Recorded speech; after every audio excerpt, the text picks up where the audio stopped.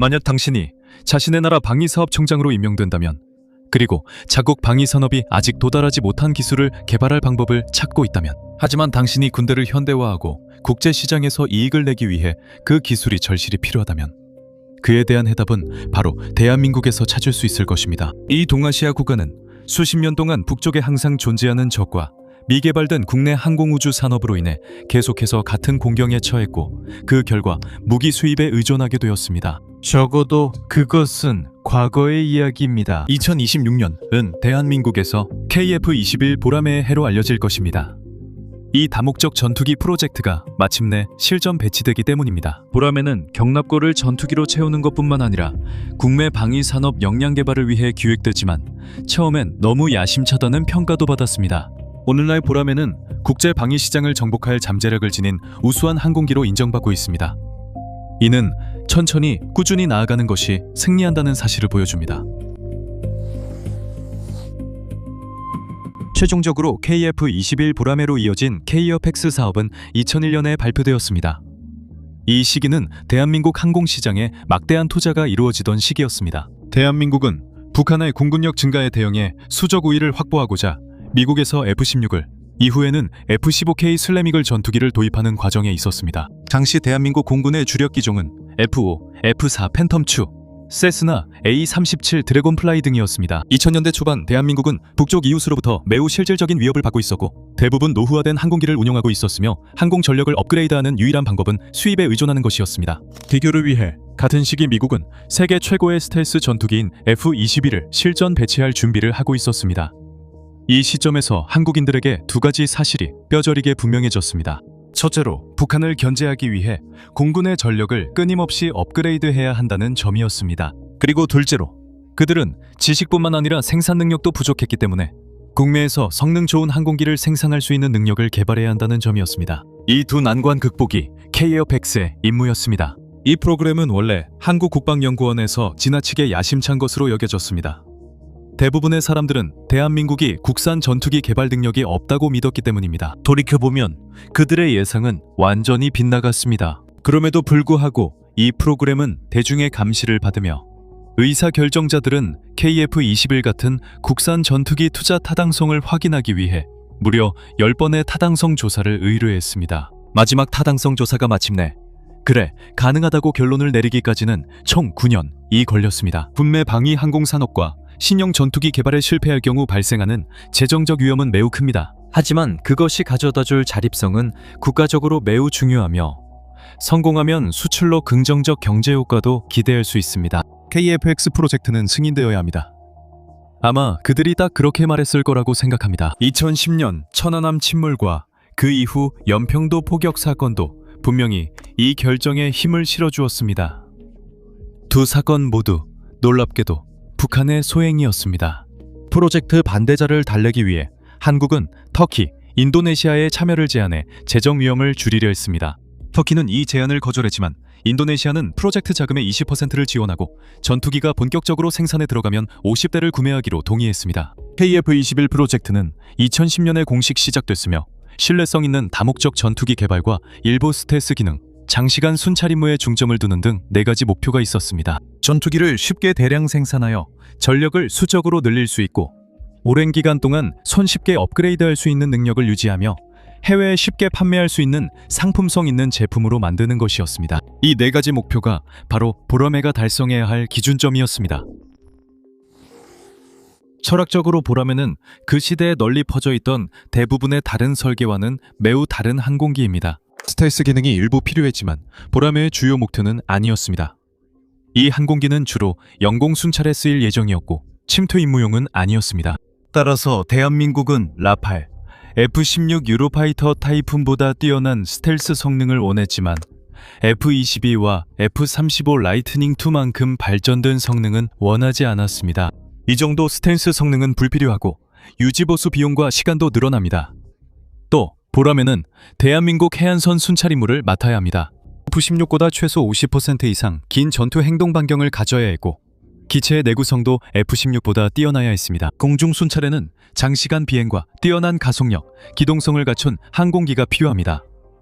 한국인들은 처음부터 새로 만들려 한 것은 아니었습니다. 그들은 F-22와 F-35 또는 카나드가 달린 유럽식 설계를 바탕으로 디자인을 결정하기로 했습니다. 드소우저의 라팔, 유로파이터, 그리고 스웨덴의 그리펜이 아마도 가장 인기 있는 세 가지 카나드 설계일 것입니다. 하지만 대한민국은 풍동 실험을 거친 후 결국 미국식 전투기를 선택했습니다. 대한민국 철학의 핵심은 개발 시간을 줄이기 위해 외부 기술을 최대한 도입하는 것이었습니다. 개발이 시작되자마자 보라매를 만드는 데 필요한 기술의 약 65%가 이미 한국이 보유하고 있었습니다. 그리고 F-35X 기체에 대한 풍동 실험을 실시한 후 설계자들은 보라매를 만드는 데 필요한 기술의 약 87%를 이미 보유하고 있다고 결론지었습니다. 한국이 개발하거나 획득해야 했던 나머지 기술에는 전파교란, 적외선 탐색 및 추적, 그리고 AESA가 포함되어 있었습니다. 기존 레이더 기술보다 더 강력하면서도 탐지가 더 어려운 레이더, 운영 비행 프로그램용 소프트웨어, 그리고 헤드마운트 디스플레이가 있었습니다. 이러한 기술을 획득하기 위해 한국은 록히드 마틴과 계약을 맺었습니다. 그들은 F-35 전투기 40대를 생산하고 그 대가로 기술을 받기로 했습니다. 미국은 일부 기술 이전을 막으면서 한국이 몇몇 부분을 자체적으로 개발하도록 요구했지만 대부분의 격차는 록히드 마틴이 메워주었습니다. 그중 하나의 큰 격차가 바로 기체였습니다. 두 전투기를 나란히 놓고 보면 보라매와 F-22가 놀라울 정도로 닮았다는 것을 알 수 있습니다. 여기에는 다 이유가 있습니다. 보라매는 크기 면에서는 F-35에 더 가깝지만 형태는 F-22, 더 정확히는 나중에 F-22로 업그레이드된 F-22 시제기와 훨씬 더 비슷합니다. 그 이유는 F-22와의 요구 조건 공통성 때문입니다. 두 항공기 모두 쌍발 엔진, 높은 기동성, 낮은 레이더 반사 면적이 필요하며 F-22의 우수한 성능 때문에 이를 모방하는 것은 당연했습니다. 물리학은 결국 한계가 있고 다양한 특징을 효과적으로 결합한 설계는 항상 하나뿐입니다. 이러한 특정 요구사항에 있어서는 F-22가 항공기 설계의 정점입니다. 한국 엔지니어들도 같은 결론에 도달했고 록히드 마틴의 도움을 받으며 매우 비슷한 비행기를 설계했습니다. 두 기체 모두 적 레이더파를 반사하도록 설계된 각진 수직 꼬리 날개를 가지고 있으며 윙바디의 결합 형태도 거의 동일합니다. 대부분 사람들이 두 기체를 구분하는 건 공기 흡입구 때문입니다. 보라매와 레파 모두 디버터리스 초음속 흡입구를 사용하며 이는 F-35에서도 볼 수 있습니다. 엔지니어들이 이 기술을 모방하기로 결정한 데에는 두 가지 이유가 있습니다. 디버터리스 초음속 흡입구는 우선 공기역학을 희생하지 않으면서 엔진에 안정적으로 공기를 공급하는 데 더 뛰어납니다. 항공기가 이동하면 경계층이라는 공기층이 몸체를 따라 움직이고 속도가 빨라질수록 그 층이 두꺼워집니다. 경계층이 흡입구로 들어가면 그 두께 때문에 공기 흐름에 왜곡이 발생합니다.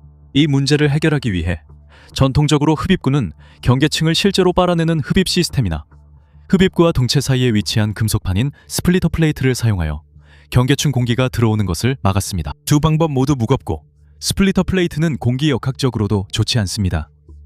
초음속 항공기가 직면하는 또 다른 주요 장애물은 동압입니다. 이렇게 높은 속도로 비행할 때 흡입구는 공기를 압축해야 하며 이는 흡입구의 형태를 통해 추격파를 발생시켜 이루어집니다.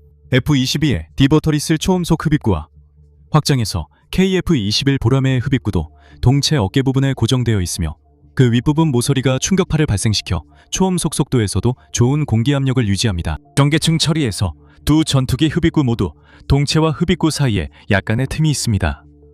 이를 경계층 분리기 또는 스플리터 갭이라 합니다. 이 틈은 경계층이 흡입구로 들어가지 않고 통과할 수 있게 해주며 압력 조절 메커니즘과 결합되어 쌍발 엔진의 공기 압력을 최적화합니다. 이로 인해 F-22는 마하 2.25까지 속도를 낼 수 있습니다.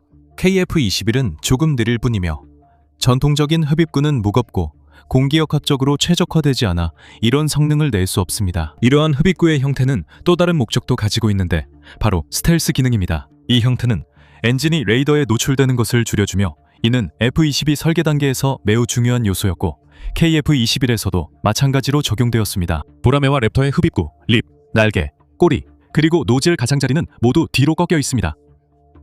이 표면들의 각도가 중요한 이유는 이 부분들이 레이더파를 레이더로 다시 반사할 가능성이 가장 높기 때문입니다.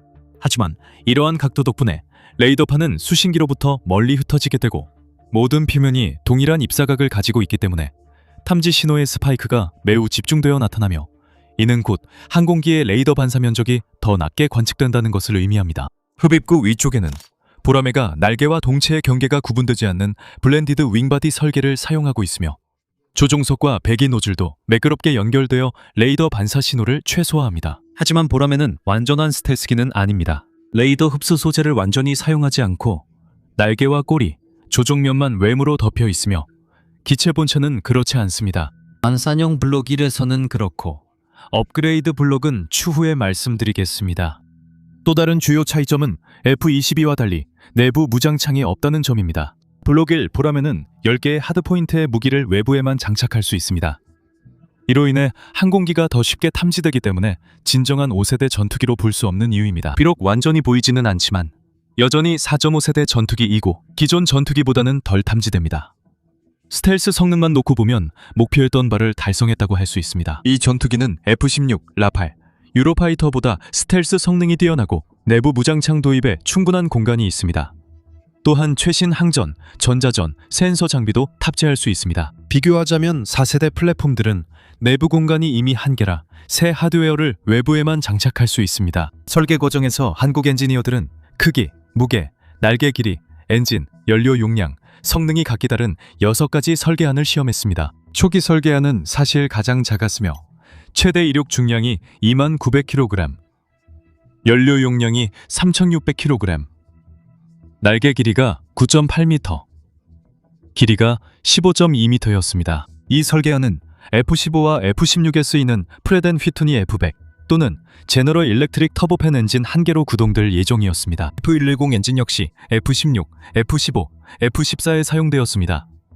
하지만 엔지니어들이 최종적으로 선택한 설계안은 훨씬 더 크고 강력합니다. 이 설계안의 최대 이륙 중량은 25,400kg, 즉 56,000파운드에 달하며 내부 연료 용량은 5,400kg, 즉 12,000파운드로 원래 시제품보다 50% 더 많습니다. 최종 보라매의 날개 길이는 11.2m, 즉 36.75피트이고 길이는 16.9m, 즉 55.4피트입니다.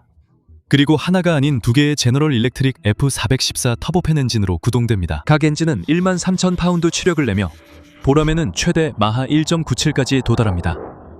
쌍발 엔진을 쓰는 이유는 몇 가지입니다. 첫째, 엔진 하나가 고장나도 항공기는 기지로 돌아올 수 있어 장시간 공중 순찰 임무에 매우 중요합니다. 두 번째로, 이 엔진들은 5.3의 추력대 중량비를 가지고 있으며 최대 이륙 중량에서는 보라매의 약 0.76의 추력대 중량비를, 표준 공대공 전투 구성에서는 약 1.15의 추력대 중량비를 제공합니다. 이 엔진들은 보라매의 신뢰성을 높이고 적 항공기 요격에 준요한 인상적인 최고 속도를 제공하고 긴 한속거리를 위한 연료 탑재량 확보에도 기여합니다. 이 엔진들은 제너럴 일렉트릭에서 설계되었고 FA-18 슈퍼 후네텔 탑재된 엔진을 기반으로 하지만 한화 에어로스페이스와의 계약을 통해 국내에서 생산되고 있습니다. 이것이 앞서 언급한 KF-21 프로젝트의 주요 특징 중 하나입니다. 이 KF-21 전투기는 국산이지만 사용된 많은 기술들은 외국 기업들로부터 도입된 것으로 그 기업들이 해당 기술의 현지 생산 권리를 대한민국에 판매한 것입니다. 이렇게 함으로써 대한민국은 특정 부품에 대한 개발 단계를 사실상 건너뛰고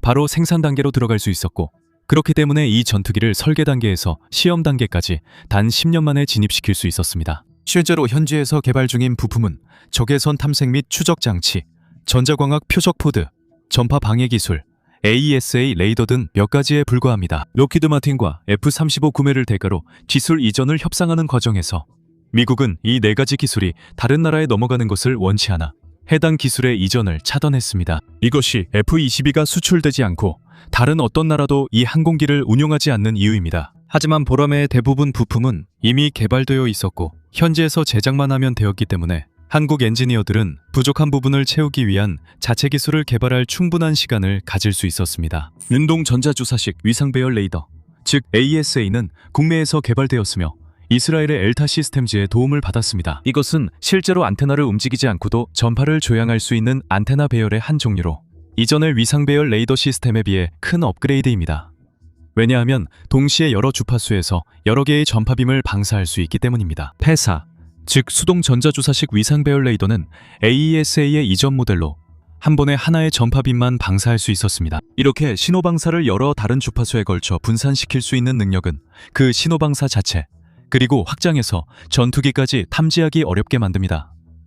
또한 전파방해도 더 어렵게 만듭니다. 해군 함정도 같은 기술로 스텔스 성능을 유지합니다. 대부분 현대 전투기가 이 기술을 사용하며 F-22, F-35 그리펜, 미그 29 구형 KAIT 50 계열도 마찬가지입니다. 보라매에 탑재된 ASA 레이더는 공대공, 공대지, 공대해 탐지 모드는 물론 지형 추적 및 합성 개구 모드도 지원합니다. 이를 통해 보라매는 지상에 매우 낮게 비행하면서도 추락 걱정 없이 임무를 수행할 수 있습니다. 스웨덴 사브가 ASA 소프트웨어 개발에 자문을 제공했습니다. 이탈리아의 레오나르도는 적외선 탐색 및 추적 모듈을 위한 센서 헤드 유닛을 제공했으며 전자광학 표적푸드와 전자전 장비는 독자적으로 개발되었지만 대한민국은 그럼에도 불구하고 동맹국들의 지식을 활용했습니다. 덜 중요한 부품들은 대부분 구매되었는데 이는 현지에서 개발하고 생산하는 것보다 비용 효율적이라고 판단되었기 때문입니다. 비상제동 시스템, 사출 좌석, 미사일 사출 발사기, 외부 연료 탱크 등은 시간과 노력을 아끼기 위해 모두 수입했습니다. 실제로 항공기의 약 65%만이 대한민국에서 생산되고 있으며 그중 절반 정도만이 현지에서 개발된 부품이고 나머지는 외국 기업에서 구매한 것입니다. 보라매의 향후 블록들은 더 국산화하는 것이 대한민국의 계획이지만 최초 블록의 프로젝트 관리도 상당히 뛰어났습니다. 최초의 보라매는 4.5세대 전투기로 몇 가지 업그레이드를 통해 5세대 전투기로 전환할 수 있는 능력을 갖추고 있으며 임무 유형과 수출 파트너의 요구에 따라 크게 개조될 수 있습니다. 한국은 이 일을 10여 년 만에 해냈습니다. 이를 터키와 비교해보면 터키 역시 자국 공군을 강화하기 위해 자체 전투기가 절실히 필요한 상황에 놓여 있는데 우리는 대한민국이 더 나은 선택을 했다고 말할 수 있습니다. 두 프로젝트는 비슷한 시기에 시작됐지만 터키의 타이티그라는 아직 완성에 멀었습니다. 터키는 대규모 프로젝트 경험이 없으면서도 5세대 전투기 자체 개발을 선택했습니다. 티그란이 훌륭한 전투기가 될 수도 있습니다. 아무도 그 점을 부정하는 것은 아니지만 최소한 2030년 이전에는 실전 배치가 불가능하기 때문에 그 성능을 곧바로 확인할 수는 없습니다. 하지만 보라매는 2026년쯤 실전 배치에 들어갈 예정이어서 두 프로젝트 중에서 확실히 더 효율적이라고 할 수 있습니다. 게다가 적어도 현재로서는 한국이 잠재적 구매자들로부터 훨씬 더 많은 해외 관심을 받고 있습니다. 보라매 프로젝트의 효율성을 강조하자면 두 전투기 모두 비슷한 시기에 개발됐지만 한국은 2030년까지 KF-21 약 100대를 보유할 전망입니다. 반면 터키는 같은 해에 처음으로 KAN을 실전 배치합니다. 여러분은 그래 사이먼, 하지만 KAN은 5세대고 보라매는 4.5세대 전투기잖아 라고 생각할 수 있겠지만 그건 지금만 그렇습니다. 보라매는 놀라운 진화 능력을 가지고 있어서 첫 번째 KAN이 실전에 투입될 즈음이면 보라매는 이미 5세대 전투기로 진화해 있을 것입니다. 이 진화 능력으로 보라매는 전 세계 군대에서 매력적으로 평가받습니다. 이 모든 것을 고려할 때 큰 프로젝트를 처음 수행할 때 동맹국이 이미 개발한 기술을 도입해 자국 방위 산업에 여유를 주는 결정이 모든 것을 독자적으로 하는 것보다 훨씬 현명한 선택이었을 수 있습니다. 이 접근 방식은 보라매 프로젝트를 공학적 관점뿐 아니라 대형 방위 사업 관리 측면에서도 흥미롭게 만듭니다. 특히 대한민국이 군용 항공 분야 경험이 많지 않다는 점에서 더욱 그렇습니다. 진화, 모듈화, 그리고 변화에 대한 개방성.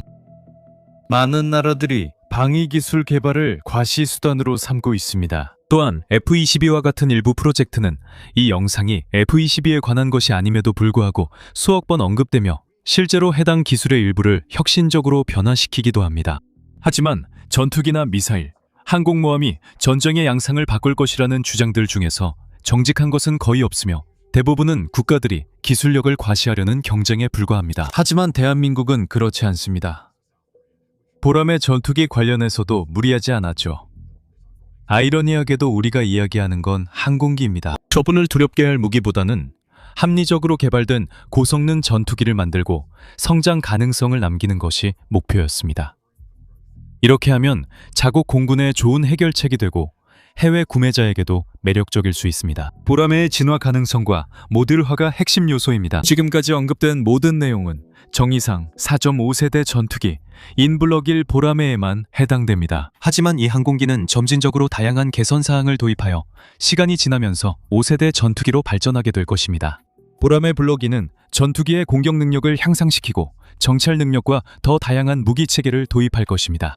블록 1과 블록 2 보라매 모두 480발의 탄약을 장착한 단일 20mm 벌컨 자동포와 미사일 및 폭탄을 위한 10개의 하드포인트를 갖추게 됩니다. 두 버전 모두 미티어, 아이리스-T, 중거리 미사일인 AIM-120, AIM-9X 사이드와인더, 그리고 개발 중인 장거리 단거리 공대공 미사일을 발사할 수 있습니다. 하지만 블록 2 보라매는 현재 한국에서 개발 중인 KALCM 청룡 공대지 미사일도 탑재할 수 있습니다. 블록 1은 폭탄을 탑재하지 않지만 블록 2 보라매는 무유도 범용 폭탄부터 레이저 유도 벙커 버스터까지 다양한 폭탄을 선택해 탑재할 수 있습니다. 블록 3 보라매는 항공기를 완전히 5세대 플랫폼으로 전환시키며 5.5세대 플랫폼으로 개발할 계획도 있습니다. 블록 1, 2와 달리 블록 3 보라매는 내부 무장창과 기체 전체를 덮는 레이더 흡수 소재로 스텔스 성능이 크게 향상될 것입니다. ASA 레이더는 차세대 항공전자 장비로 업그레이드될 예정이며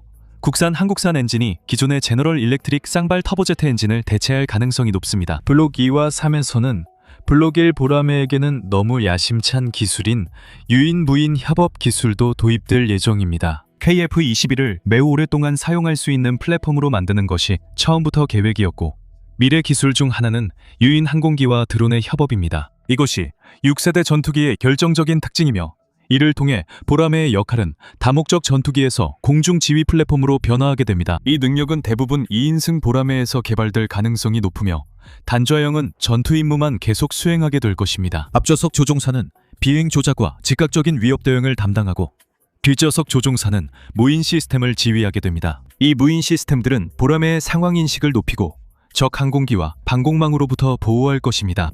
이들 중 일부는 자체 전자전 장비를 탑재할 가능성이 높아 전자전과 직접 타격에도 사용될 수 있습니다. 보라매와 함께 운용하기 위해 대한민국은 중형 무인 협동 전투기와 소형 무인 전투기를 개발하고 있습니다.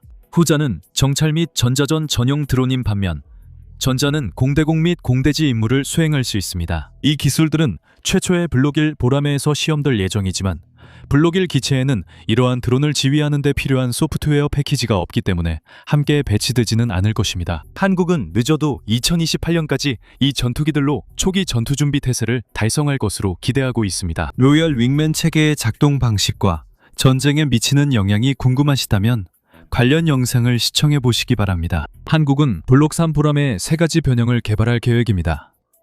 그중 하나는 전자 전형으로 2인승입니다. 또 다른 하나는 F-35와 비슷한 무장 능력을 갖춘 전용 타격 전투기입니다.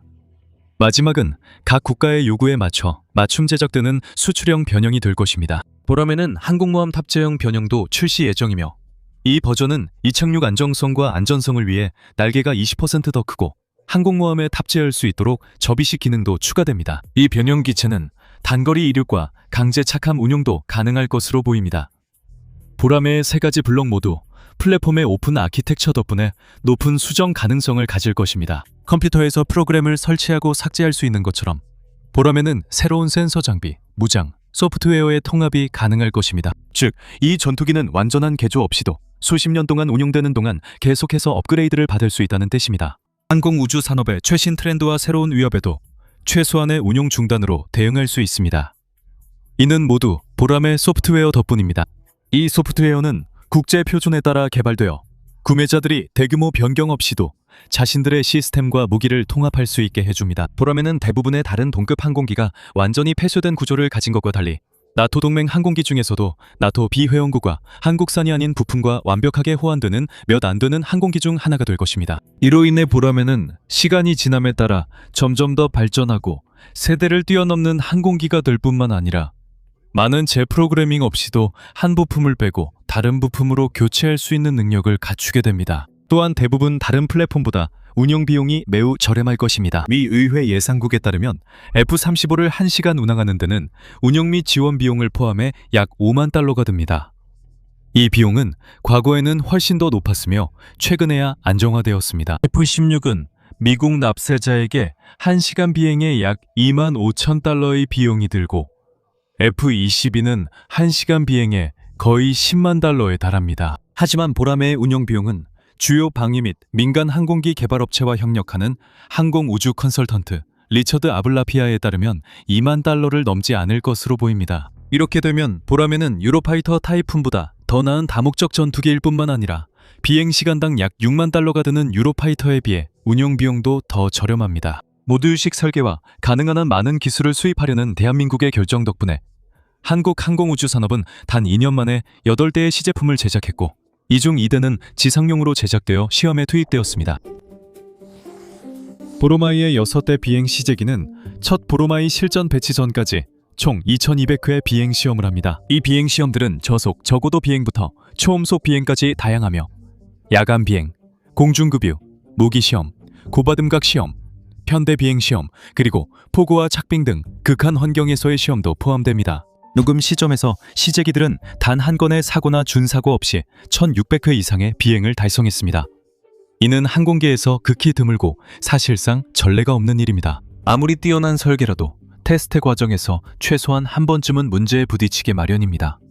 그게 바로 테스트의 목적이기도 하잖아요. 보로마이는 모든 테스트 단계에서 완벽하게 성능을 발휘했습니다. 테스트 결과 필요한 유일한 변경은 엔진 노즐을 평평하게 만드는 것이었습니다. 원래 각도가 있었지만 특정 비행 조건에서 진동이 발생했기 때문입니다. 하지만 그때조차도 조종사들은 보로마이를 아무 문제 없이 조종할 수 있었습니다. 놀랍게도 보로마이에 대해 흠을 잡으려면 관료적인 문제밖에 없습니다. 보로마이는 구상 전부터 강한 반대에 부딪혔습니다. 여러 차례 지연되었고 인도네시아 엔지니어들이 보로마이에 관한 기술 자료를 훔치려 했다는 의혹이 제기되어 두 나라 사이에 갈등이 생겼습니다. 이런 일에도 불구하고 프로젝트는 계속됐고 현재 대한민국은 블록 1 보로마이 40대를 생산 중입니다. 이 모든 기체는 2028년까지 실전 배치될 예정이며 80대 규모의 블록 2 주문이 준비 중입니다. 블록 3 보로마이는 2030년대 도입될 예정입니다. 인도네시아는 생산 참여 파트너로 블록 1 보로마이 48대를 받고 최소 16대의 블록 2도 추가 구매할 예정입니다. 이미 T-50 골든 이글의 경공격형 변종인 FA-50 파이팅 이글을 주문한 폴란드도 보로마이에 큰 관심을 보이고 있습니다. 유럽의 강력한 군대가 이 항공기를 시험했고 블록은 확인되지 않았으나 32대 구매에 관심을 보인 것으로 알려졌습니다. 보로마이의 모듈화와 진화의 또 다른 특징은 잠재 구매자가 구매 전 항공기를 시험할 수 있다는 점입니다. 폴란드 등은 블록 2나 3 보람의 주문 준비를 위해 블록 1 항공기를 시험할 수 있습니다. 아랍에미리트와 사우디아라비아는 이 옵션을 활용했고 두 나라는 해당 모델들을 인도받는 대가로 향후 블록 2, 블록 3 개발 지원에 큰 관심을 보이고 있습니다. 이것은 양국군 현대화에 기여하고 대한민국의 보람의 후속 개발 비용을 더 낮춰줍니다. 이 모든 것을 종합해보면 KF-21 보람에는 훌륭한 전투기일 뿐만 아니라 그보다 더 나아가 환상적으로 진행된 프로젝트라는 점을 알 수 있습니다. 2026년 5월 기준 첫 번째 시제품이 생산된 지 불과 5년 만에 보람에는 대한민국 방위사업청에 따르면 전투에 완전히 적합하다고 합니다. 참고로 러시아 Su-57 펠로는 첫 시제품 비행부터 양산형 비행까지 10년이 걸렸습니다. 관련 영상도 있으니 관심 있으면 확인해보세요. 대한민국은 경험 많은 기업에 아웃소싱하며 기술을 빼오는 방식으로 경쟁자를 앞섰고 덕분에 자국 엔지니어들이 5, 6세대 전투기 설계 엔지니어들과 어깨를 나란히 하게 됐습니다. 방위산업 역량을 강화하고 발전시키는 것에 더해 이제 대한민국은 주요 방어 임무에 완벽하게 맞춰진 가장 유능한 신형 전투기 중 하나를 보유하게 되었습니다. 그리고 가장 좋은 점은 아직 그 잠재력을 거의 끌어내지 못했다는 점입니다. 우리가 알게 된 것처럼 보람에는 앞으로 크게 발전할 것이기 때문에 10년 후에 한국 공장에서 출고되는 모델들은 블록 1 버전이 장난감처럼 보일 정도가 될 것입니다. 한국은 자존심을 버리고 방위산업과 신형 전투기를 점진적으로 개발할 만큼 현명했습니다. 이 개발 모델은 천재적이라고 해도 과언이 아니며 앞으로 중소규모 군대들이 자국의 방위산업을 발전시키면서 무장하고 수익까지 창출하는 방법에 대한 청사진이 될 수 있습니다. 시청해주셔서 감사합니다.